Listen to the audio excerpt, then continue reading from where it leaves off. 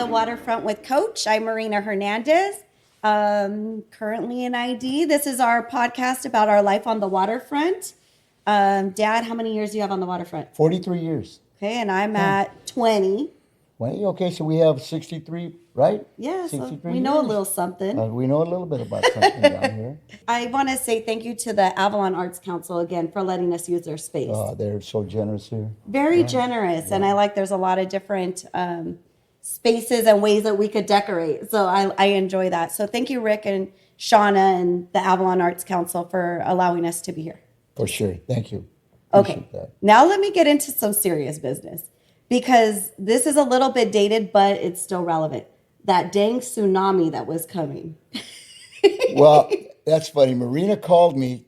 She was panicking. She said, Dad, I'm going to reap out. I go, what are you going to reap out for? Because she was at Maersk, and that's the furthest dock on the closest to Catalina. That's what we call it. Anyway, I said, no, don't worry about it. Because I was listening to this lady that's an expert on tsunamis and earthquakes, and she said there's nothing to fear until it hits Hawaii, and then we will know what kind of outcome it's going to affect, how it's going to affect us. So it really didn't affect Hawaii, so we were in good shape. Yeah. But they did shut down the port at 11 o'clock. Right? Which I appreciated. Right. Like, better be safe than sorry. For sure. Like, let's not risk people overproduction. You know what I mean? Right. So, but this is what I wanted to talk to you about because I fortunately have you to call if something's really concerning me, right? I'm like, Dad, what do you think? Right. And you talk me down. Right. Because what I read was like, that it said the LA harbor is in jeopardy. And I'm like, I'm on an island. Like, right. You know what I mean? Terminal Like, Island, right. I'm in Terminal Island. Right. So, like, I was nervous. I know you were. I know you were. And my poor boss, like I was like, so after I talked to you, I got the boss on the radio. So tell me if this is the right protocol. Okay. If something's of concern to me, called the boss. I said, hello, this is Marina, UTR. May I speak to you? Or can you come here? Mm-hmm. And my boss said, well, what is it on the radio? Well, are you okay? What is it? And right. I said, I'm fine, but could you come here? The terrible thing about 400 is that it's one-way traffic all the way around. So it takes about 15 minutes maybe if you're going all the way around, right? Right. So my boss was like, well, it's going to take me a minute to get to you. Are you okay? Kind of kept wanting me to say on the radio what it was, but I didn't really what am I going to say? I'm scared of a tsunami. You know what I mean? Right. So I was like, I'll just wait for you. Right. So my boss showed up and then I expressed my concern and the boss said, like, nothing to worry about. Right. If it hits, it's going to hit at 1 o'clock. I'm like, well, I'm here till 3. So what's going on? And I said, but if you're not concerned, then I'm trusting you with my life. So you let me know when I need to get out of here. Right. So the boss said, okay, fine. And then as the time's going on, then we got word that, okay, we're closing down at 11. Right. So it was like, okay, good. But like in a case like that, with someone that doesn't have a dad that's a foreman to call, and if somebody's really concerned, was that the right thing to call? That was the right thing. The boss handled it right. He really did. There was really, the earthquake happened in Russia, right? Isn't that where it happened, in Russia? So I was following the news, and in the news, if it was alarming, they would just break into that and just show that. But they were showing all kinds of other stuff. And then the lady came on, and she said, don't worry. If it hits Hawaii, then we can find out what the impact is going to be over here. So it never happened in Hawaii. So, So it was nothing. There was nothing. This is why. There was another situation just recently where people were gotten alarm for something. I can't recall what it was for. Yeah, I don't know. Yeah, everything's like alarm. Right. Yeah, it was like imminent threats. Right. I bit that so hard. So I'm glad. I texted you when I got home. Yeah, you text me and then you call me right away. I'm going to reap out. I said, do not reap out. Everything's fine. I was like, I do not want to get washed away right now. Right. Everything was fine on that. Okay, yeah. So that was like the most pressing thing that happened that I was like concerned for. It's a big deal to shut down the port earlier, right? Right. They want to shut down the port because just in case, they had make sure that the lids were back on the ship in case they had to get the ships and take them out to sea or whatever they had to do. And there was a lot of guys. One of my good friends, Rich, has a boat, so he went over there and made sure that he tried to tie it down as best as he could. But it happened so far away. I wasn't really concerned about it. Yeah. But in an event, so now I feel confident though in an event that something maybe is closer or Right. that it is something that I feel like, okay, the port would take action to protect the employees. Because it's like, are they, like, do they care about the production? Because we're running the biggest port, right? Right. Or do they care about the people? They care about the people. And that's what I felt. That's why they closed everything at 11 o'clock and everybody went home. Yeah. And then everything was fine. That's what I learned from that instance Right. is like, okay, our well-being's taken care of. Yes. Another thing I read in the Daily Breeze, I went over last night because I had a lunch break, an hour lunch break. I was at Zim. So I went over on my lunch break and you had the Daily Breeze there as you do. And it said July was the busiest month for the port in its history. I believe. I don't want to say that wrong. Yeah. But I think it was the busiest month in the history of the LA port and the third busiest month for Long Beach port. Okay. So I thought that was interesting. Right. And it said, I don't know. Maybe I'll post the article or link to the article because it was Right. I think the terrorists might affect us in the next few weeks. The uncertainty is going on, and I know that at one terminal, they're having their trans operators, they're checking them in. Yeah, the whole set, all the sets. So they're scaling down a little bit. So I was going to say, what does that tell you when the trans operators get checked in? That's because the companies, they don't want to pay them guarantee. If they don't have enough work for them, then they got to pay them guarantee. They're guaranteed 5 days. Now, if there's not enough work, obviously they don't want to pay these guys, free money. So they just check them in and just take a chance out of the hall to see what they get. Oh, take a chance out of the hall. Right. Oh, okay. Right. Okay. Interesting. Yeah. I just think that the port's such a interesting place, and it's a very efficient machine, and the way that they schedule workers and the way everything works. I want to get into that as the podcast progresses, but it does seem very efficient in that way. Right. They did a good job. I want to touch something on the dues. There was a dues that increased. All the local 13 longshoremen, they want to increase their dues $50, and they voted it down. And then they wanted to increase it for $34. They voted it down. Now, this is going to be real important because if you don't have any money, then you're going to lose a lot of things. Some of the officers aren't getting paid. From what I understand, some of the officers are taking cut and pay. Now, you gotta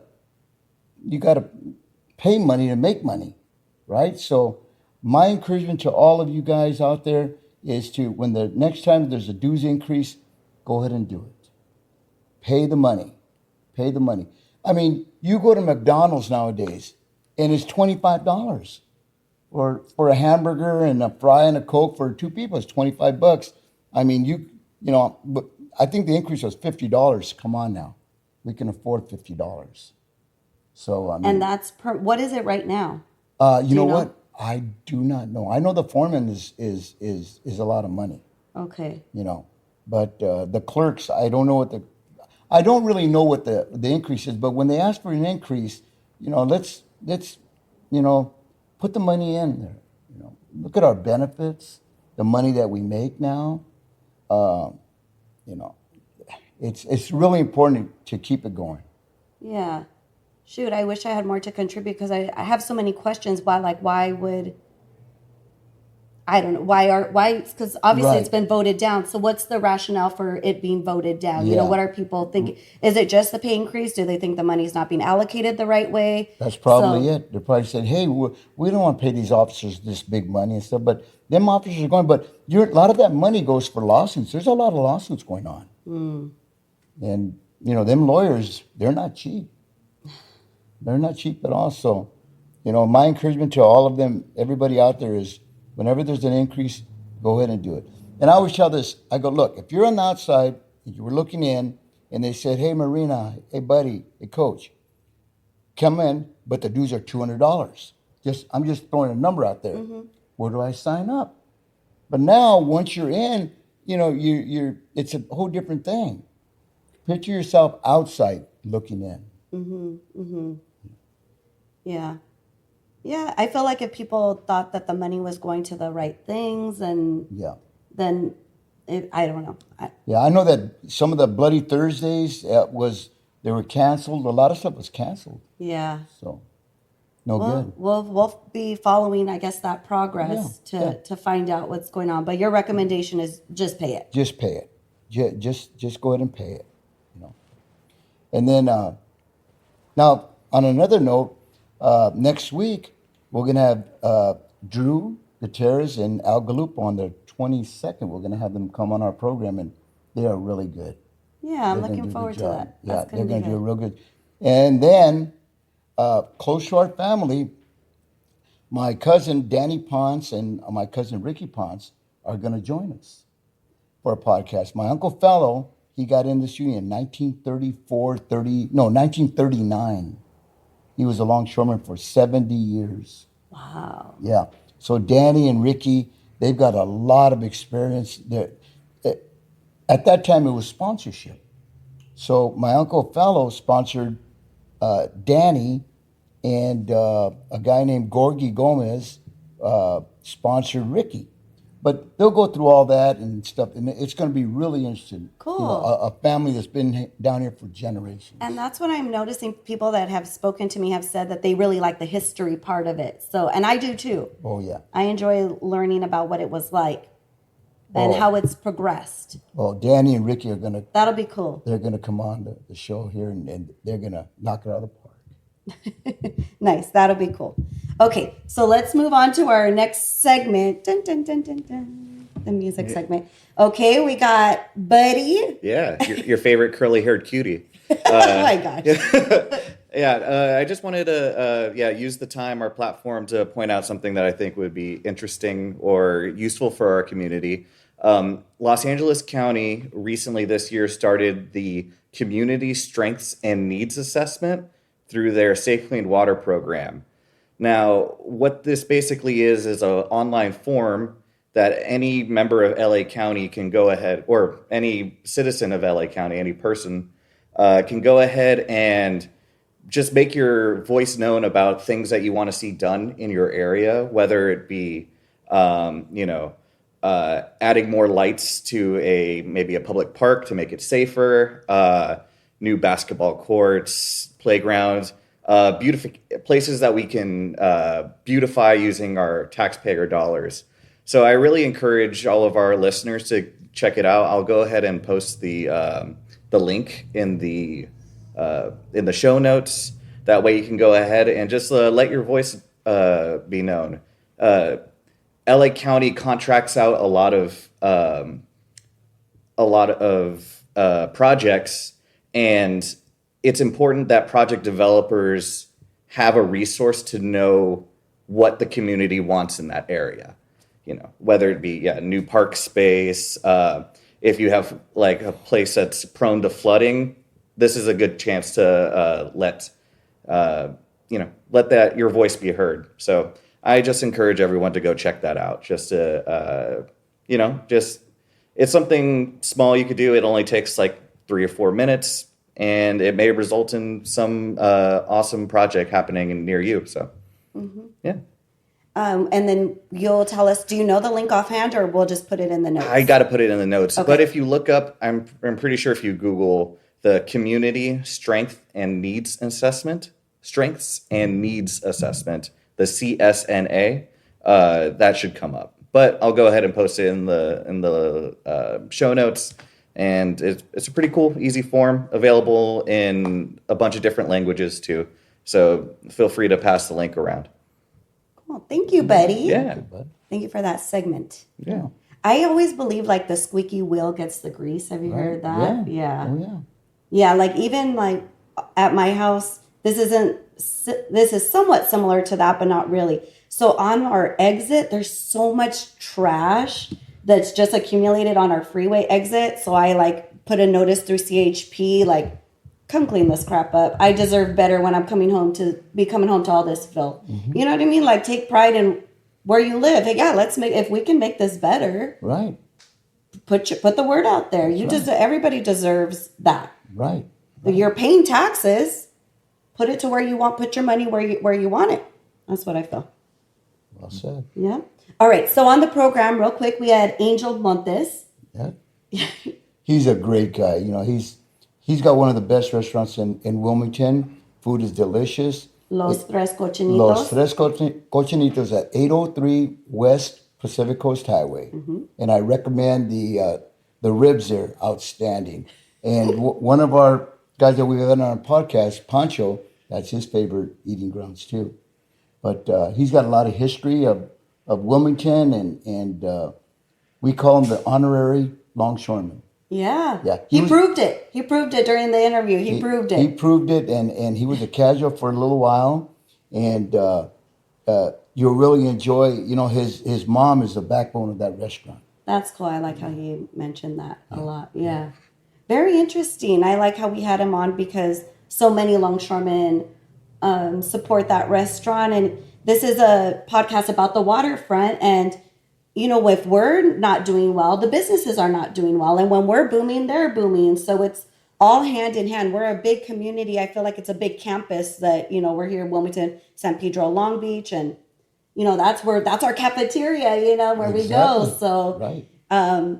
Yeah, so it was very cool. Thank you, Dad, for for inviting him on. I really enjoyed talking to him and learning about that part of what it's like down here on the waterfront. Yeah, he's got a little following too that he was talking about. Yeah. Right? So if you're a follower of Al Cien, then you better follow us. Right. All right, so let's just get to the interview. What do you think? Let's do it. All right. Gas on filming. All right. So we're here with Angel Montes. Yep.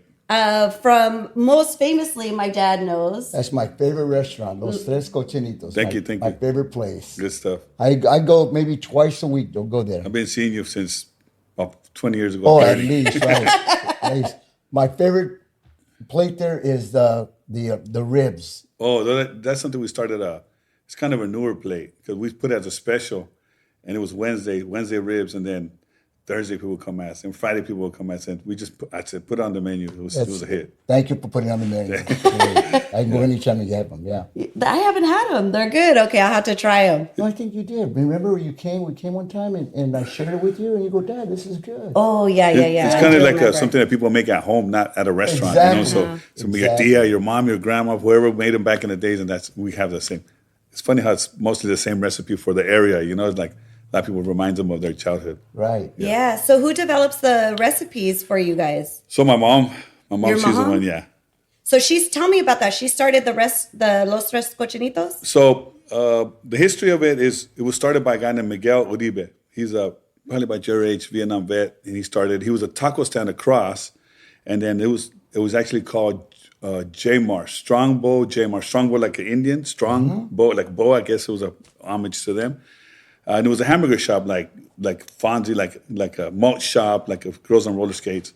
And they say back in the days, people used to meet there. The guys from Wilmington would be there in the hot rods, and the guys from Pedro or Torrance would come down, and they'd go down to Wilmington Avenue by the refineries and race. That was like one of their meeting spots. After that, I guess it closed down, and the taco guy took over for about a year or two, 71, 72. And this guy was Vietnam vet and English and Spanish, so he had a good job doing some kind of managing stuff. He knew English and Spanish, so that was big at the time. So legend goes that me and my dad were at a bar having a drink, and my dad was a customer of his, and he said, hey, I'm thinking of getting rid of the restaurant. My dad said, hey, I'm interested in buying it. So funny story, he borrowed money from my uncle that was a Vietnam vet. My dad's he was from Mexico, but my uncle was born here. Mm-hmm. And he said, you're my partner. My uncle never wanted anything to do with the restaurant. So shortly after that, I remember my mom meeting the owner, Miguel. And then for 2 weeks, he worked with her. And I was tagging along because I was like 4 years old, 4 or 5. Taught her how to cook everything they had. It was a small menu back then. Taught her how to buy everything, where to buy everything, and do the stuff. And in 2 weeks, she took over. My dad had a job. Then he quit and started working, and just got bigger and bigger from there.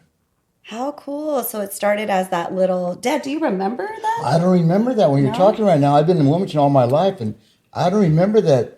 That stand. I have a picture on my phone that I can share with you guys later. Maybe you guys Share can it. post it of it's like a flyer of it. And it has Yes.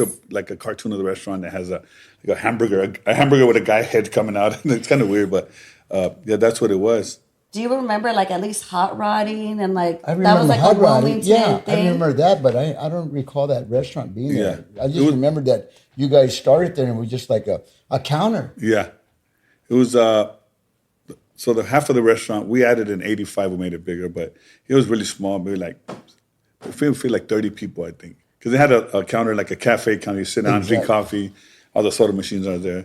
But I remember going there when we barely got it, where they had all the stuff for the syrups and the ice cream and the soda machines, like the Coke, you put the Coke in, you know what I mean? How cool. It was kind of weird like that, yeah. Old school. And then you named it Los Tres. So the guy, sorry to cut you off. Yeah. The guy Miguel, he had 3 sons, so he's the one that gave it the name, Los Tres Cochinitos. And at that time the language barrier was kind of crazy. So they took over. They didn't change the name or anything. They said, "Well, this is a cool name, I guess." I just stuck with the name. Yeah, After 3 sons, huh? yeah, his 3 sons. Yeah, Wow. That's You didn't interesting. know- No, yeah, I that didn't is- know that. yeah, I didn't know You that's didn't know the Wilmington history. This is going to be a great program for Wilmington history. I yeah, can for tell sure, right now. for sure. Yeah.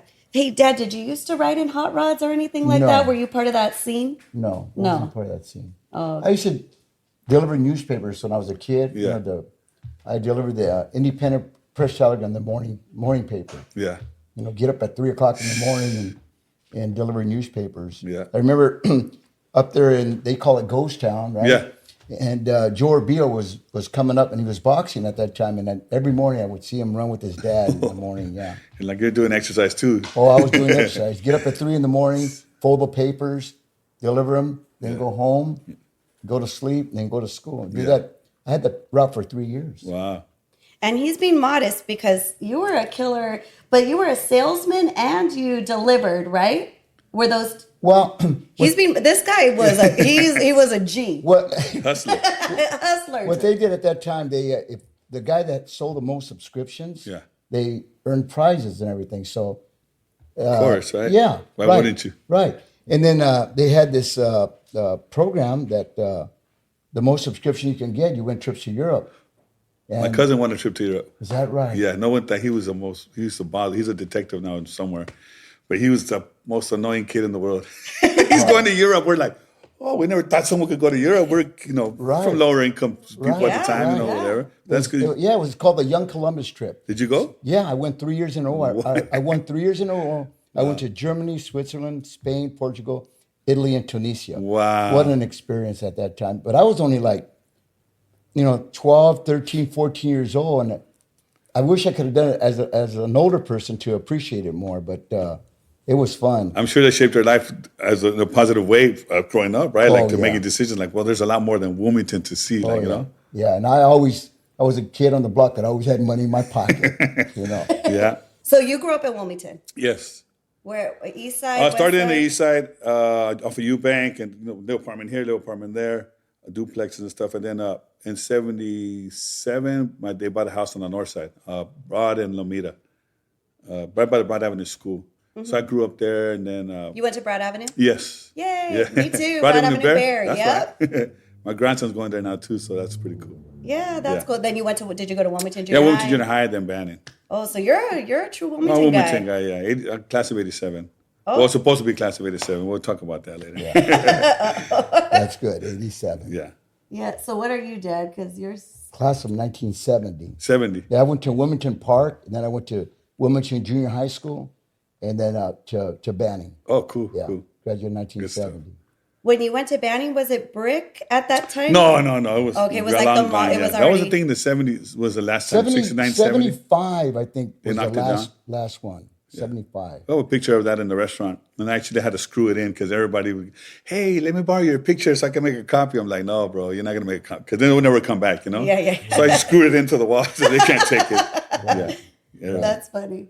Let's get back to your the way your dad started the business and everything. Now it's obviously it's a family business, Yes, right? yes. So your mom runs it, and your dad, and obviously you're always there. Yeah, me and my sisters run it now. My mom's kind of retired a little bit. She still comes in once in a while. when she comes in with a heavy hand, hey, this, that. She sees all the stuff that we miss, which is something that we sometimes like, I'm old already. You're telling me all this stuff, but I actually write stuff down because I don't want to forget what she's teaching us, and she's taught us so much that she's a real smart woman. Right, she is. Yeah. Very nice woman. Yes. Right. It's hard worker. Like, there's nothing you can do to beat her working, believe me. Yeah. So, and a big part of why we wanted to have you on too is because this is about the waterfront. Yeah. And so much, I'm sure, of your business. Can you estimate how much of your business is like longshore or port work? I want to say good 70%, 60 to 70%. Before it used to be a lot more, but a lot of the guys move out of the city, and we still have the OGs, and the OGs before him that I know, like back in the day, Rudy Perez, old crane operator, Cardine. A lot of the OG that the older guys will know, like they were there every morning. I hear all the stories, I hear all the jokes, all this funny stuff, and they help you learn to live, and they were mostly all in the war back in the days too. So we talk about that, and a lot of the guys still come. And the good thing is that we're open 24 hours. So back then the hoot shift would come, or they still come, and they're going to work. Sometimes I guess they have this tradition where someone has to buy burritos for the whole building or the whole mechanics or whoever they're. So 5 a.m, 30 burritos. Hey, there's nowhere else you can get them except us because we're open. Were you guys always open 24 hours? No, when they started open, they were closed like 8 or 9. Okay. And if you remember back then, we had the Naval Shipyard and then all the longshoremen's, and then we had about 50 bars in Wilmington, right? Right. Wilmington was like a big bar, actually. So people, at 9 o'clock, they'd close at 8 o'clock, then people would, hey, 9 o'clock. Because there was a lot of movement all day and night because of port and because of bars. So 9 o'clock, then 10 o'clock, then they're closing, hey, and then by 12 o'clock, they're going to close, and then people from the bar start coming. Especially after 2 or 3. So they were closing at 4 and opening up at 6. So it just made sense to be 24 hours. To accommodate. Yeah. So pretty much people they needed food. They needed food 24 hours. There's a lot of traffic because of port and all that stuff too. Yeah. Right. So yeah, we were blessed, and they did it. And I don't know what year it was, but it was probably like 78, 77 probably. Yeah. And you've been in business how long?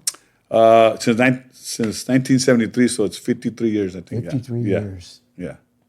Wow. 'Cause I grew up there. I know. I wasn't born yet. No, I'm just playing. I'm yeah, 56. you were pretty much raised in the restaurant. And that's your life right there, right? Yeah. Grew up with it. Learning all kinds of stuff. Washing dishes when we were kids on the chair. I mean, I wasn't washing dishes that good, but just playing, I guess. Playing restaurant, I guess. You know what I mean? But yeah. Right. Yeah. I'm surprised that you never became a longshoreman, because all the people that hey, hey, we have an interest card for you. Or there was this one guy that used to do, Miguel. He worked at Don Cott Ford. So they had interest cards, right? Yeah. So I'm getting my car service. I said, hey, it was the last day, it was a Saturday. I go, hey, here's an interest card, put it in, it should become a longshoreman. He says, what's a longshoreman? Oh, he didn't even know. Do you know that he got chosen one of the first guys down there? Right. Luckily. Yeah, he got real lucky on the draw. And then when I would go in the auto place, everybody thought that I was the man that got him in. I mean, you just showed him in the right direction. I just showed him, and I gave him the card, and he got in. Did you give him an interest card or a postcard? Postcard. Postcard. Yeah, you said interest card, and that's different. That's interest. That's different. The postcard is. Yeah, so I actually was a longshoreman, well, a casual for a while. Okay. Yeah, T4239 when it started, but I went on an extended vacation for a while, and I couldn't get my card back. So yeah, I'm so busy at the restaurant. I just appreciate all you guys being there and me being there for you guys. You know what I mean? So we appreciate you guys having that. Yeah, you're like an honorary longshoreman. Yeah, for sure. Exactly. And I'm invited to all the functions every time. Sometimes I feel weird wearing the shirt. Someone passes away that I know, the shirt with the black thing on it, and I'm like, yeah, are you a longshoreman? I'm like, no, my friend was. You know what I mean? But, hey, you're an honorary longshoreman. Thank you, boss. Thank you. Appreciate you. Yeah. So then you were open. So after Los Tres, you were just saying that you opened up one new restaurant or a couple. Tell me what else you got going on. Well, my dad was at that time when they remodeled. He's bought this one right here. It was down the street. It was called San Marcos back then, next to the movie theater and Dino's Bar, which all the old guys will know. And that's because he had to shut down for like 6 months to a year while they made it bigger. They had a second story. They made it so much bigger.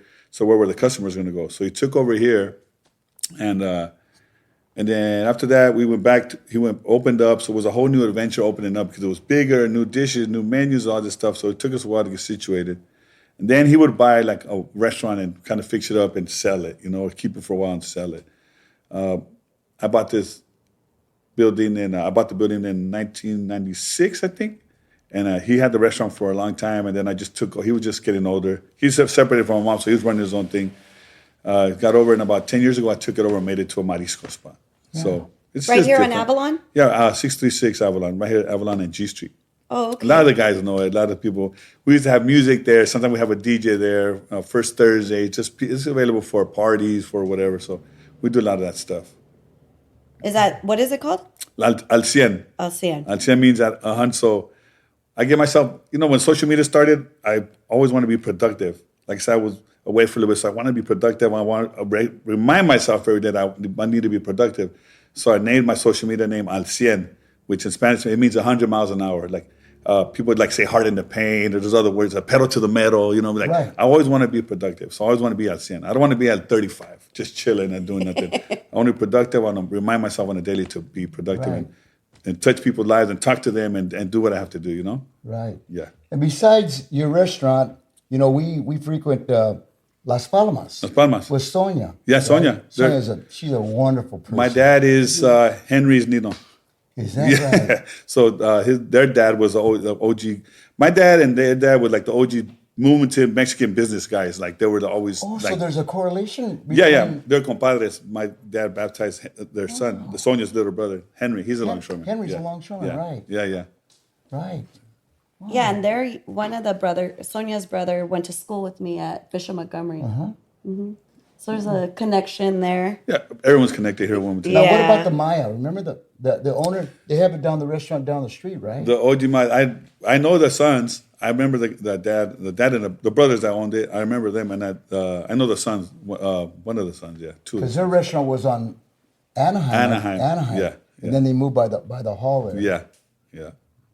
There's an OG Wilmington restaurant. Right. Those are the only three really restaurants that... I think the first one was Gonzalez and Maya, which they were related. You're right. Yeah. You're right, the Gonzalez restaurant. Where was that one? That was on Anaheim. Okay. The Gonzalez was Anaheim in front of the little car wash place, the automatic car wash? Yes. Kind of right there. Or by the VFW, right next to VFW. And the Cinco de Mayo was on in Ghostown, PCH and Sanford, I guess? No, I think Maritania, No, not Maritania. Anyway, it's right in the corner there. Yeah. And then Johnny Uria, he was a longshoreman. He had a restaurant called the Tijuana. Oh, Tijuana. Yeah, I remember that one. Yeah, that was I remember passing by, never, but that was I think my dad actually worked at the Maya when he came from Mexico at some point. Yeah. The reason I said, why weren't you an honorary? Well, you're an honorary longshoreman. But the ones that owned those, the Gonzalez restaurant, longshoreman. Yeah, Manny. Right? And then the Tijuana restaurant, Johnny Uria owned that. And then the Gonzalez. Yeah, most of them are out there too. Most of them are out there too. Funny story about Manny that I know him for years because he knew my dad because he worked there. And he'd, hey, Angel, big guy, super nice, always respectful. Came to find out that he was really big in starting the hot rod stuff in California, like super big. Like they have his car somewhere, like in a museum or something like that. Yeah, Gonzalez, he was Mexican guy back in the days, and he was real big. Right. Big in that. Yeah. I love that. There's a lot of history here in Wilmington. A lot of history. Yeah. A lot of history. Mm-hmm. So you were telling us about your social media. Yeah. It's also Al Cien. Al Cien, yeah, that's Al Cien. That's my social media. And you're the weatherman. So I'm the weatherman. How'd that all get started? So, of course, I'm the funny guy. I go to the restaurant, hey, what's up? And then I say something, and your food comes, and I walk away just to make your day happier. I'm kind of a funny guy. Everyone thinks I'm funny except my wife. Because she hears it every day, and she's over tired of all my stuff. So then one day, it was so, on social media, people say, it's raining. Like, yes, bro, I went outside. I know I got wet. So it's kind of dumb, you think about it. Everyone posting it's raining. So one day these winds came down. A couple years ago, I remember tents were flying, and it was right after COVID, and I had these tents behind Al Cien, and they come, hey, the tents. There's literally 3 guys hanging on this big old tent, and just kind of fly away. What? So I unbuckled. It was a 20 by 40, one of the big old with the white ones. So I started unbuckling it, whatever, and we put it down and took the tarp off, and the poles weren't going to go nowhere. So all of us, then I said, I got to post this, Hey, everybody, the Wilmington weatherman, it's so windy out here. Be careful with your tents. And if you see any tents flying, I'll retrieve them for you. And just I don't know, something dumb like that, right? And then people loved it. And my wife said, you should stick with that. So she gave me the green light. So once if she thought it was funny, because I never make her laugh, Right. If she thought it was funny, And then, so now what I do is I go on trips or just do weather reports, but it's nothing serious. It's just always funny. Slight chance of the dumbest thing you can think of.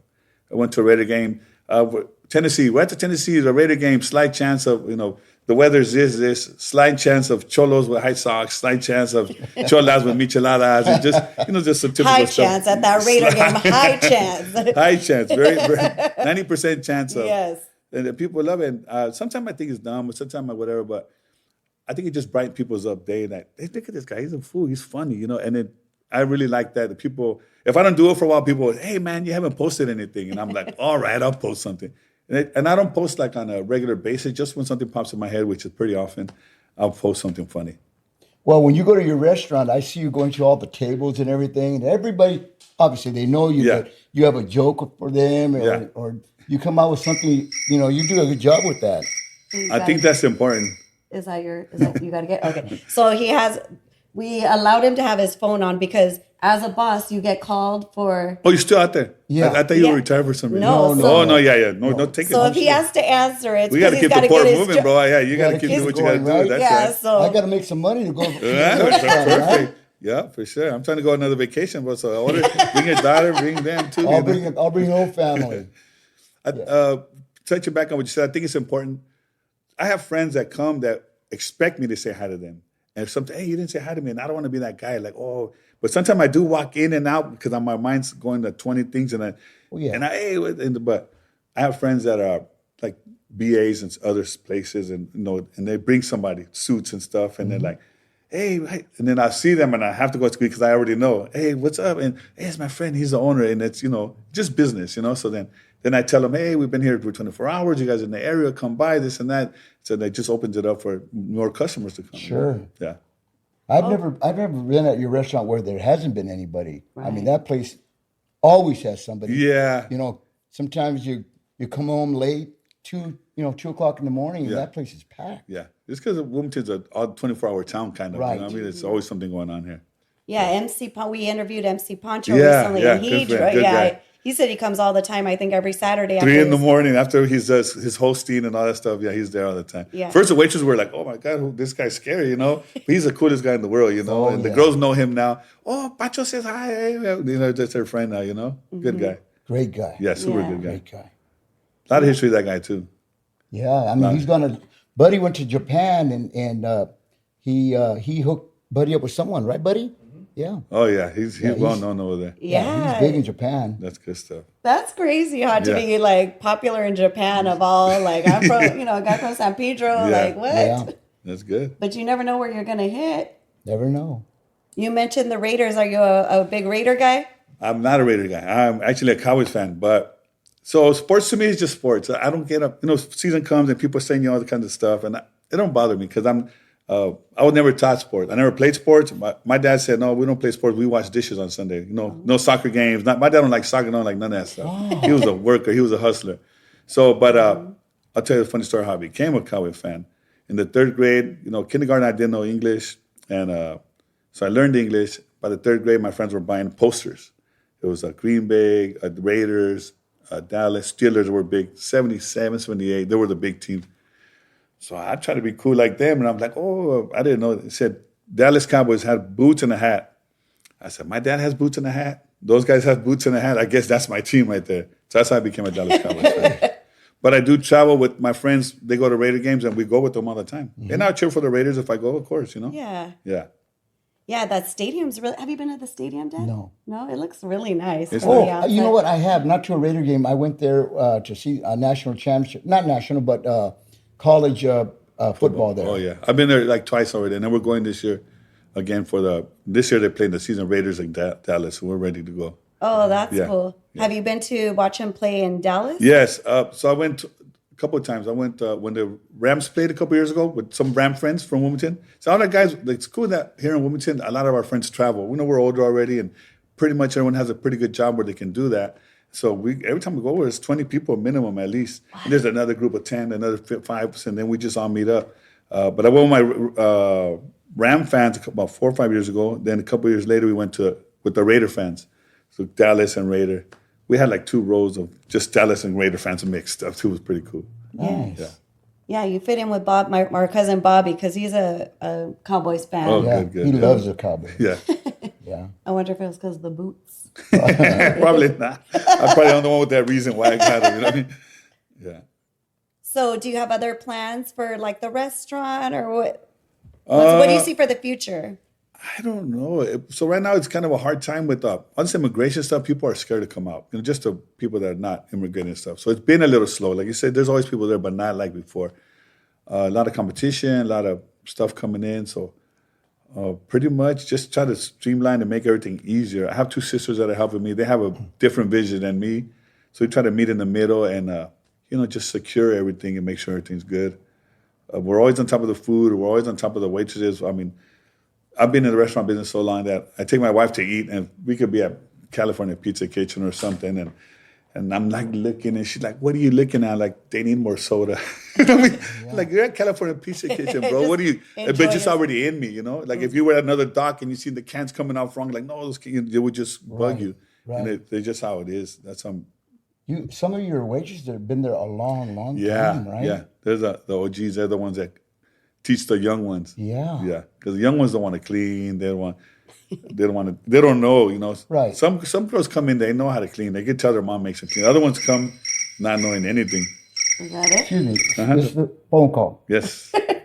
So his process is different than mine. I have to go to the hall Oh, to yeah, get yeah. my job. They call him. Are you a That's casual or ID. ID? Oh yeah. No, that's good. They just call them and let They them just know. Yeah, call we one just of call in Yeah. there and they dispatch us. That's good. So, getting back to what you're talking about, now, on TV they said that the produce is more expensive and all that. How does that tariffs or all this affecting you? It does affect us pretty much.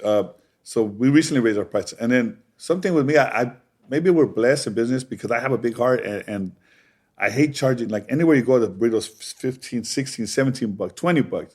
And they were like 12 bucks and I just couldn't do it no more. Because the meat went up, avocados are 60 bucks, the limes were like 100 bucks a box. And you can't use lemon because it's not the same thing as a lime. And so I started recently going to downtown produce and getting myself and looking for the deals and stuff. Right. We raised our prices a little bit, but just was normal, nothing. Right, A guacamole in Long Beach would cost you $10.50, $13, and over here it's like $8.50. Right. Because I can't charge my people $10-15 for guacamole. Of you We're all guys working class right. people. Everybody here should pay attention to that. Oh, yeah. You're going to get quality food Yeah. at your restaurant Yeah. at a reasonable price. There's a couple places that the burritos, you're right, $17, $18 dollars for Yeah. a burrito. Well, it must be hard for a business owner because you either have to compromise the quality or the cost. That the cost, we just try to make it enough where we can make something because I'm not going to compromise the quality because that's the whole thing about food, that you can remember the good food. And one bad experience will be like, oh, I don't want to go back there. And then you spread the word. Now you can put on social media. Now everybody hears it and they're going to believe it. And it's funny on the social media or people that Yelp review or whatever. We can have 5-star and there's always that one person that finds everything wrong. Mm-hmm. And I know my business. I know everything. The chips were cold. No, we have them under heat lamps. There's no way they can be cold. The salsa was hot. No, we have them with ice. So there's sometimes people. And then you look at the other reviews. Oh, McDonald's was not good. McDonald's spends millions of dollars on making sure everything is right. So it's just the kind of person maybe that had a bad day or something like that. Yeah, well, I've never had a bad food at your place. I mean, it happens, and like any other place, but like any other place. Yeah. So far, yeah. We try really hard. I'm happy. I'm gonna tell you a little story. A lady came, and everyone, like you said, Coach, everyone knows me that. Oh, he's the guy walking through and everything. So I always try to wear a polo shirt. Before I used to wear like whatever shirt, Stussy or whoever kind of shirts, and because people didn't know who I was, just walking. If you don't know me, like who's this guy walking through, a lowrider on it or something. So I try to always wear a polo shirt or something with a name on it, but it's polo shirt for sure. So to some like kind of a management looking guy, I guess. So this lady comes and she says, can I speak to the manager? And then the waitress comes, hey, they want to speak to the manager. I've never seen this lady in my life. She's like, whoa, you're a big boy. I was like, yeah, that's what I've been told that, She goes, I come here all the time. And then that's was the first mistake. I come here all the time and she didn't know who I was. Because I'm always in and out all day. Always. So everyone, I didn't like this. She had the 3 taquitos, beans and rice, the chips and the soda. She goes, I'll pay for the chips and the soda, but I don't want to pay for this. There was this much of a taquito left. That's it.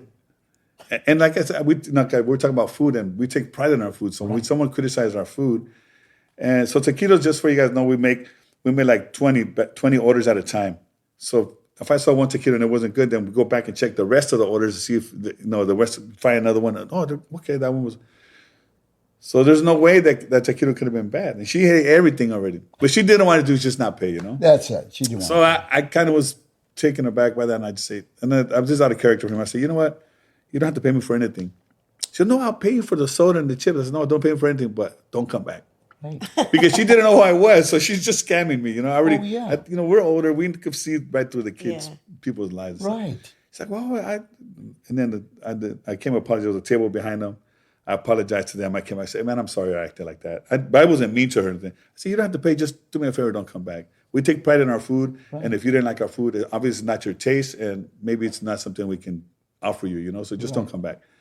So I came back and apologized to the guys, and they were like, bro, we come here every day. Food's never missed. You know what I mean? This lady she was tripping or whatever. Yeah. Yeah. She wanted a free meal. Yeah, that's what she wanted. That's what she wanted. Yeah, for sure. Well, they say like everybody should work in food services at some point because it teaches you a lot about people, about yourself, hustling, being part of a team. Yes. Like all that. That's a hard business you're in. Have you ever worked at a restaurant, Dad? No. I was a dishwasher when I was 12 years old. Oh, yeah. Yeah. Thompson's Coffee Shop. It was right by the Maya on Neptune. I remember it had a guy like with the chef hat on it, right? Yeah. Yeah, I remember that place. I never knew that, Dad. Yeah. I was the dishwasher. That's there. cool. Yeah. That's good. It's child labor galore. over there. Right. Yeah, that was it back then. It had to work, right? Yeah. Get some money. And then, like I mentioned before on the podcast, I used to shine shoes, go to Longshoreman's Hall, I would hit like all the bars, like Andy was talking about, all kinds of bars, go in the bars, shine the shoes and everything. Yeah. You would go in the bars and offer the... Yeah. You weren't nervous or like... No. Yeah? No, it was normal. It was different then. No, yeah. It's a lot dangerous now. I wouldn't have Marina or Bernie or anybody do that now. It was all different breed of people back in the then, too. days- More respectful, more everything. Oh, yeah. Back in the days, at night when it was real hot, people would leave their doors open. Yeah. Just lock the screen, but the door was open. Yeah. It's different, but Angel, you've been down here a long time. Yeah, like you said about the kids, touching back on the family. So we hire a lot of young kids, like out of high school. Sometimes, hey, my son needs a job, or one of the customers, hey, and a lot of the young 15, 16-year-old, when they get their work permit, they'll come and they'll start as bus girls, cleaning tables. And I'm just proud to say that a lot of our girls have come a long way. Like one became a pilot, the other one become nurses, become all this stuff, and then I just think we have something to do with it because they learn to talk to people. Like me, if I was out of a job, I could talk someone's ear out. And these girls too, because first, one of my nieces, she started it. She was like, and all of a sudden I heard, Tres Cochinitos, how can I help you? And how you doing, sir? And I was like, what? The transformation of them. They get so, they get money in their pocket. They get, how can I say, proud of themselves. And then they learn the job and they learn how to talk to people, which is most important. So anywhere they go, school admissions or to a job, another thing, tell me about yourself. Oh, my name is whatever, and I worked at a restaurant and this and that, and my favorite dishes, So it just brings out that inner thing that they needed, the confidence. Their confidence. Yeah, that's a reflection of your mom because your mom is on top of everything. Yeah, she's Otherwise, all she taught me, we're taught by her, and that all our hard work is a reflection of her. Right. And even how we treat people, how we treat hey, this is how you do this. Hey, we're like, hey, man, no. Hey, you're doing this wrong, and just try to teach them the right way because everyone needs to be taught, Right. Yeah. Where's your mom from? My mom is from Mexicali. She was born in Mexicali. Oh, okay. Yeah. Her parents are from Zacatecas. And then how did she end up in Wilmington? Do you know? She came out 15 years old, I think, over with someone she knew, and started in Watts. And she was babysitting. Oh, one of my aunts lived there, older aunts, and she was babysitting somebody. And then one of her friends had family here, which is the Andrades. There's two or three Andrades, but the Andrades. So they came and they came from. She took the bus from Watts, and it was I think on Blaine or somewhere. So they walked like around 2 or 3 times just to get to that place, knowing they could just once. They didn't know they could have went the straight line to that house, and they just started working here at the not the cannery, the ceramica. Used to make ashtrays and stuff like that. And that was a big where all the Mexican people worked. It was on Vermont in front of the old dairy. Okay. And that was it was called California Original. So a lot of the Wilmington history, the people that we know are her age and friends that still go there or have passed, they were also work at that ceramic place. So there's a lot of stories about that ceramic place. Oh, okay. That's the first I've heard about it. I know about the cannery, Yeah. right? Like I've heard a lot of stories about that, but not the Canneries. ceramic My place. grandmother worked in the canneries. Yeah? Yeah. Oh, yeah, that's right. You told Everyone me. had someone working this cannery. Canneries. Let's go to your tia's house. Oh, because it smells like fish. the hat and the I would coat come home on hanging. Friday after school, and as soon as I walked in the door, I knew my grandma was there. Yeah, for sure. Smell like fish? Smelled like Yeah. 'Cause they had their That work is not what a boots woman and, wants. and their Smell like yeah. Yeah. Oh, wow. Well, that's kind of the same as longshoring. We say everybody knows someone that's a longshoreman. Yeah, yeah. Even our friends that we meet through baseball, they're like, "Oh, I know. They're like, do you know Juan Gonzalez?" I'm like, I don't. Yeah. Like maybe, if I saw him. Went to a bar called On the Rocks for our friends living out that way. And they had some kind of graduation party. And then the bartender was a young girl. Well, not that young, about 30s. And she said, oh, and my friend put out his, I paid cash the first one. And my friend put out his card. Said, hey, you're a longshoreman? She's like, yeah. He goes, oh, my dad's. And her dad ended up being a boss. I don't know the name, but Right. we chipped her well. And then a couple weeks later, the guy came to Los Tres.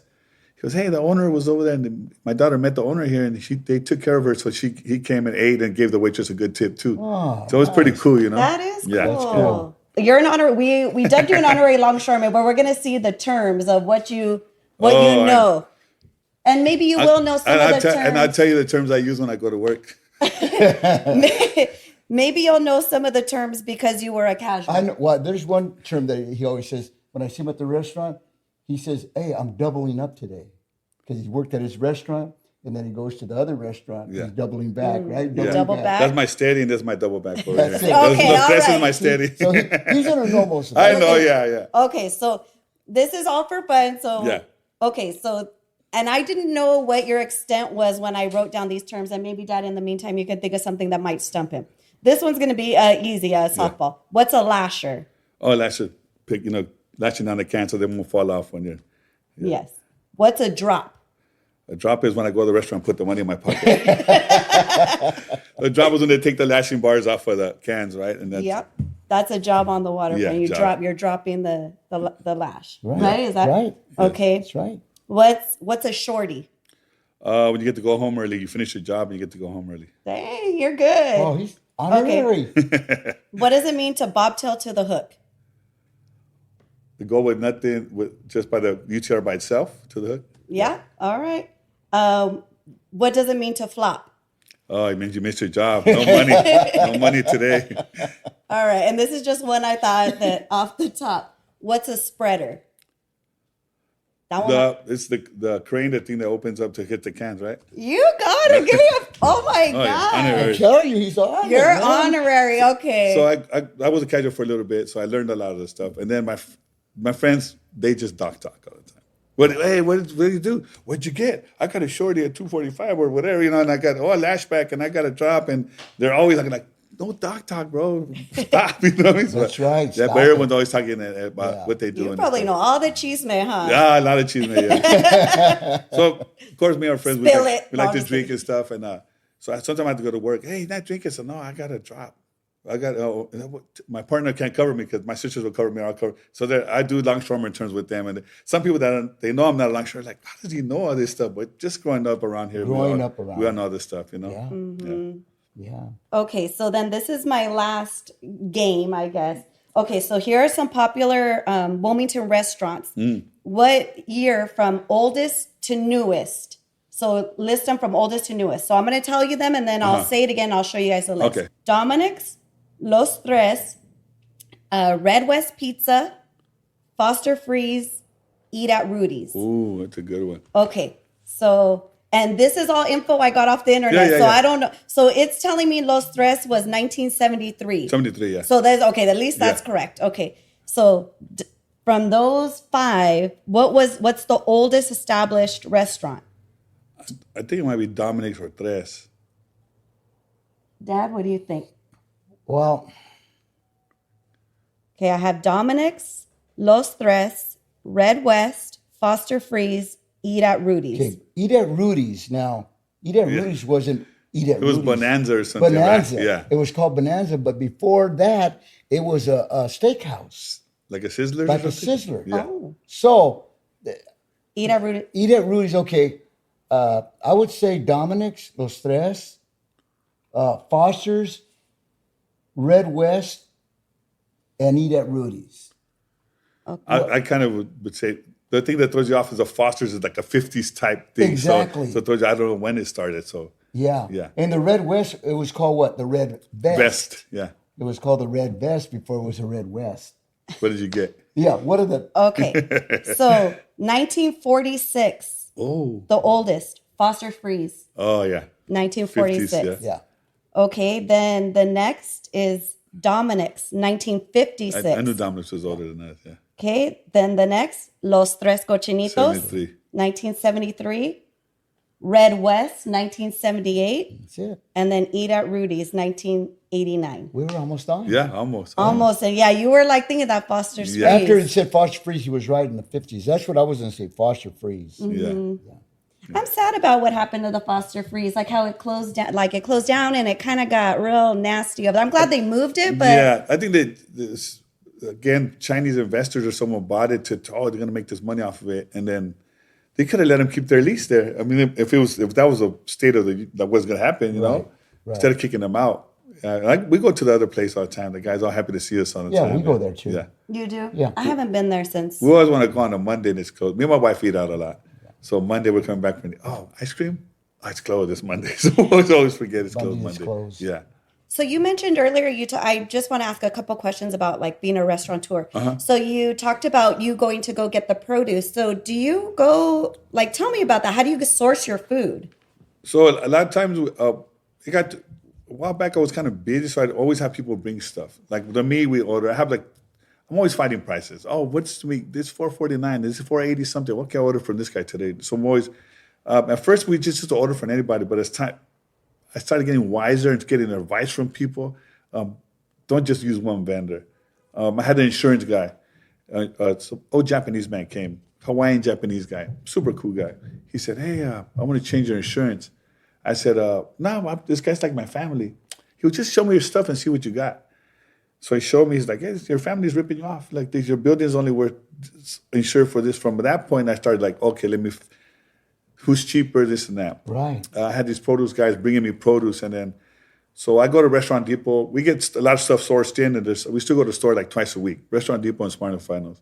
Someone that's seen something that costs $25, like I said, it goes up and down, and he bought them for $65. And instead of bringing me one like he usually brings, he brought me 3 of them in 1 week. So I'm like, bro, you're ripping me out. That's $40. That's $120, you know. So now I just go to downtown, and you're not gonna fight the prices, or they're gonna give you that. So I go Saturdays, and Tuesdays out there and get my There's own like produce. a produce district. Yeah, the whole there? central market, like a whole central market, and there's everything. If you want to buy dragon fruits, you want to buy cactus pertunas, you want to nopales already peeled, anything you want to buy, but it's by the case though. Oh, okay. So I just kind of call it in, and then some stuff I look. Tomatoes are cheaper somewhere else. I go to the tomato guy. The avocado guy's cheaper. So there's a couple of things that Right. Interesting. Yeah. Oh, that's really cool. And then you also mentioned, you kind of just dropped it, that something about competition, that you have competition coming up when you're talking about how you and your sisters have different ways of, different ideas, but you guys, Yeah, one of my sisters. I mean, we go eat a lot, and we're always. It's funny that every time we go, we're looking like what's new. Yeah. Like, these cups are nice, or it's always different ideas because. Yeah. So our restaurant was started by my mom and dad. They didn't know English. They got lucky and they hit. Their food was good, and so my dad was the guy. They used to go travel around, and he'll eat somewhere, and he'll come tell mom, "Hey, I want to eat. I want you to make this." Mom was like, "Well, what is it? I'm stuck in the kitchen here cooking. I don't even know what it is." So mom, a lot of the recipes came from her. So now what we do is when we go eat somewhere, we try to see what they're doing or what they're using or what, just different ideas because they have professionals that do that. We're not professional. We just stuck our foot in and stuck with it and stuck with it and stuck with it, and we're actually doing okay. So we try to, after all their training, we try to see what works for them. There's a lot of things that we learned from other restaurants. And like, mangoneada, we didn't know what that was. We went to a restaurant, my sister, hey, this looks good. It's a mango margarita with chamoy and then chili, and it looks good. And like, we can make that. And then we started making it. It's just stuff like that you learn by going places, Mm-hmm. Yeah. Yeah, okay. Oh, that's really cool. Yeah. Yeah. And your restaurant's unique because you can serve alcohol, right? Yeah, Like, only till 2 o'clock like anybody else. Yeah, Right. Not 24 hours. Yeah. Right. The story behind that. So my mom and dad got divorced a while back. He bought a nightclub in Bellflower, and Bellflower is a really weird city. They're kind of against, I don't want to say racist, but they're just a different. The whole city council, not I'm going to say the whole city, but the city council was just different. Mm-hmm. So they gave my dad a hard time. Hey, you need to do this, you need to fix it, you need to do this. So they finally found a way to shut him down. So he had that liquor license. So it's just hard to get. Right. So then we ended up buying it from him. So we had to get a lawyer to put it. It's hard to get a liquor license. It's not that easy. It's just super hard. That's what I'm saying. Yeah. So we were blessed to have the right people, a lawyer to come and put it in and get the permits and all that stuff. And we ran with it, yeah. Oh, Yeah. boy. Everyone loves a margarita with their food, especially the women, course. Exactly. Yeah. Exactly. So that's Yeah, that is something something that's special. special Mhm. there. But we don't do like happy hours or something like that. We don't want people to get in trouble. People do there sometimes and get a little tipsy, whatever. But it's not something we encourage. Like happy hours, $2 margaritas. Nah, we just come and eat and drink a margarita or a beer or two, and then Right. yeah, Right. keep it respectful. For sure. Mm-hmm. Yeah. Well, thank you so much, Angel, for coming on the Oh, program. thank you so much. I feel like I learned a lot, don't you? learned a lot. I like this was like an episode with like a lot of history and Yeah, you shed a little light on what it's like to be a restaurateur and owning Yeah. a business, a successful business for a long time. yeah. Thank you. Yeah. It's a lot of hard work, but it's the benefit of seeing people smile or when they come to, oh, that was great, that was good, and I'm sleepy now because once people are sleepy, their food is good, right? But it makes you feel good that all the hard work pays off. Yeah, I encourage everybody out there to patronize Cochinitos and Angel's business. You won't go wrong. Get the get the ribs. You get the ribs. Believe me. Well, if you was to tell someone to come and they said, what's your top? What do you? I recommend the ribs all the time just because it's something you can't buy it at most restaurants. Our chile verde is really good. And for the kids out there, we have chile verde fries, which my son kind of came up with. We all grew up on Tommy's chili fries. So one day he wanted Tommy's and he didn't have money, so he came to Grandma's restaurant. And he made his own fries with beans and cheese and put chile verde and put carne asada on top. And I was like, "What are you eating, bro?" He's like, "Chile verde fries." I'm like, and I tried them and they're so good. Yeah. Yeah. You're like So now adding to that's them. one of everyone's favorite right now. All the kids and even the older people, they like them. Do you get a lot of kids from Banning coming after school?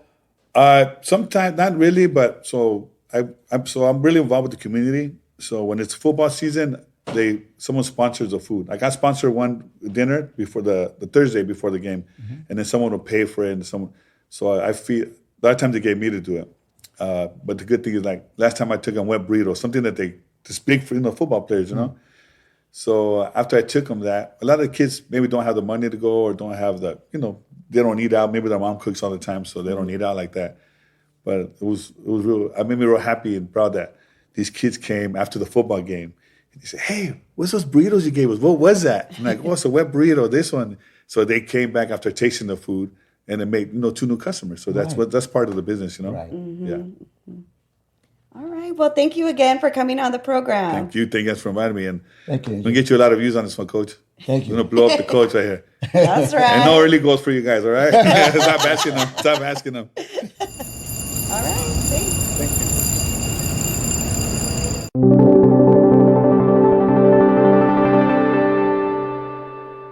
Thanks again for listening. This has been On the Waterfront with Coach, hosted by Edward Barreras and Marina Barreras Hernandez.